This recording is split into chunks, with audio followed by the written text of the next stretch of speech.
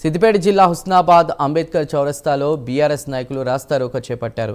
Gajwel MLA camp ఆఫీసులో కాంగ్రెస్ శ్రేణులు CM Revanth Reddy photo దౌర్జన్యంగా పెట్టారని ఆరోపిస్తూ ఆందోళనకు దిగారు. అబద్ధాలు చెప్పి అధికారంలోకి వచ్చిన కాంగ్రెస్ ఇచ్చిన హామీలను నెరవేర్చడంలో విఫలమైందని అన్నారు. తెలంగాణ ప్రజలు చాలా చురుకైనటువంటి వాళ్ళు.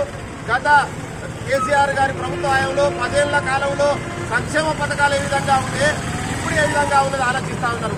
3 రైతు భరోసా కార్యక్రమం 3 దఫాలు ఎగ్గొట్టిండ్రు.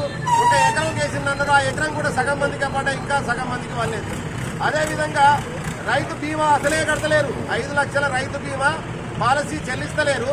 మళ్ళా కుటుంబానికి బీమా అని పెడతారు. అసలు రైతుకు బీమా చెల్లించలేనటువంటి ప్రభుత్వము కుటుంబానికి ఎక్కడ బీమా చెల్లిస్తుంది? మనం ఆలోచించాల్సినటువంటి అవసరం ఉంది. కనీసం ఈ రాష్ట్ర ప్రభుత్వం ఉద్యోగులకు జీతాలు ఇచ్చేటువంటి పరిస్థితి కూడా లేదు.